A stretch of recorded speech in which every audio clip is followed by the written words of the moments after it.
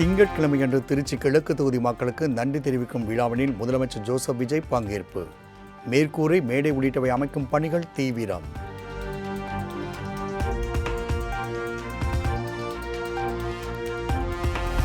திருச்சியில் முதல்வர் விஜய் மக்களுக்கு நன்றி தெரிவிக்கும் நிகழ்ச்சிக்கு QR கோடு அடையாள அட்டையோடு வரும் 5000 பேருக்கு மட்டுமே அனுமதி. கர்ப்பிணி பெண்கள், சிறுவர், சிறுமியர், பள்ளி மாணவ மாணவியர், மூத்த குடிமக்கள் நிகழ்ச்சிக்கு வர வேண்டாம் என தாவேக அறிவுறுத்தல்.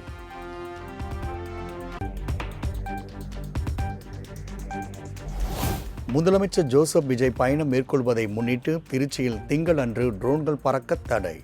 ட்ரோன் மற்றும் இதர வான்வழி வாகனங்களை பறக்க விடும் நபர்கள் மீது சட்டப்படி நடவடிக்கை என ஆட்சியர் எச்சரிக்கை.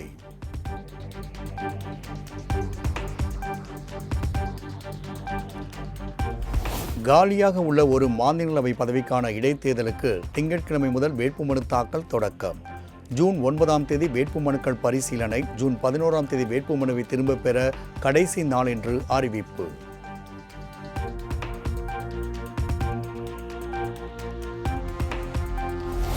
கோடை விடுமுறை முடிந்து மக்கள் சொந்த ஊர்களுக்கு படையெடுத்து வரும் நிலையில் விமான டிக்கெட் கட்டணங்கள் 3 மடங்கு வரை உயர்வு. மதுரை, தூத்துக்குடி, திருச்சி, கோவை, திருவனந்தபுரம், கொச்சிக்கான கட்டணங்கள் திடீரென உயர்த்தப்பட்டுள்ளதால் பயணிகள் கடும் பாதிப்பு. திருவள்ளுவருக்கு காவி பூசுவதும் அதன் மூலம் அரசியல் ஆதாயம் தேட முயல்வதும் எவ்வகையிலும் ஏற்புடையது அல்ல. உலக பொதுமறை தந்த வள்ளுவரை கலங்கப்படுத்தாதீர்கள் என அமைச்சர் அருண்ராஜ் காட்டம்.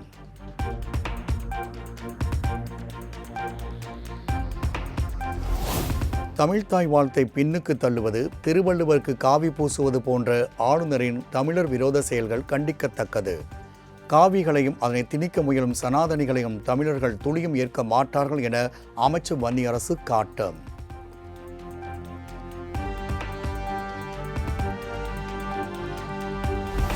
எந்த மதத்தையும் சாராதவரை காவி உடை தரித்தவராக உருவகப்படுத்துவது திருவள்ளுவரை அவமானப்படுத்தும் செயல்.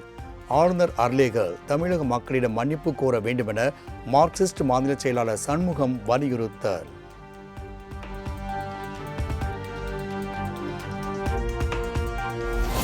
குதிரை பேரம் என்கிற அறமற்ற அரசியலை நாங்கள் எப்போதும் எதிர்ப்போம். அதில் எங்களுக்கு உடன்பாடு இல்லை. சட்டம் ஒழுங்கை பாதுகாப்பதில் கால அவகாசம் கூடாது எனவும் முதலமைச்சர் விஜய்க்கு இந்திய கம்யூனிஸ்ட் கட்சி மாநில செயலாளர் வீரபாண்டியன் வலியுறுத்தல்.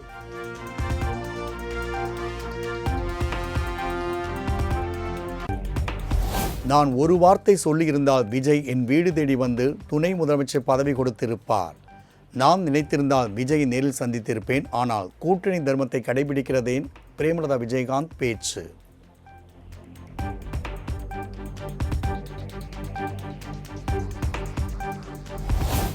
இரண்டாயிரத்தி 13ஆம் ஆண்டில் தேமுதிகவிற்கு அதிமுக என்ன செய்ததோ அதுதான் தற்போது அதிமுகவுக்கும் நடக்கிறது.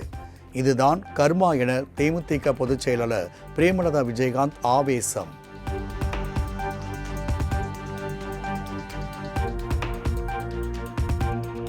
இரண்டாயிரத்தி 26 தேர்தலில் தேமுதிகவை புறக்கணித்ததால் அதிமுகவுக்கு எதிர்க்கட்சி அந்தஸ்து கூட கிடைக்கவில்லை. தேமுதிகவை குறைத்து மதிப்பிட்டதே எடப்பாடி பழனிசாமியின் இந்த நிலைக்கு காரணம் என பிரேமலதா விமர்சனம்.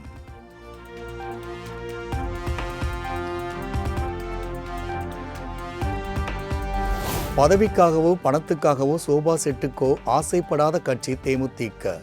மற்ற கட்சிகளைப் போல் அல்லாமல் கூட்டணிக்கு விசுவாசமாக தேமுதிக இருப்பதாக பிரேமலதா விஜயகாந்த் பேட்டி.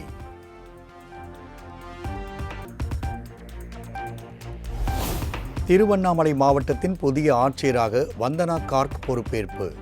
முந்தைய ஆட்சியர் தர்பகராஜை பார்த்து உங்களை எங்கேயோ பார்த்திருக்கேனே என கேட்க நான் தான் கலெக்டர் என அவர் பதிலளிக்க அறையில் சிரிப்பாலை.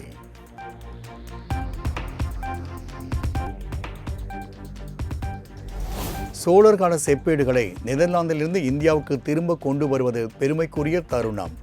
இந்தியாவின் பாரம்பரியத்தை பாதுகாப்பது மற்றும் சிறப்பிப்பதில் இது சிறந்த முன்னெடுப்பு என்றும் மன் கி பாத் நிகழ்ச்சியில் பிரதமர் மோடி பெருமிதம்.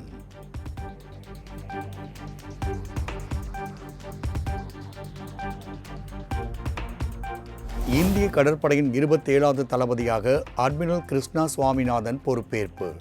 நாட்டின் பாதுகாப்பு மற்றும் பொருளாதார நலன்களை காக்க கடற்படை எப்போதும் தயார் நிலையில் வைத்திருப்பேன் என உறுதி.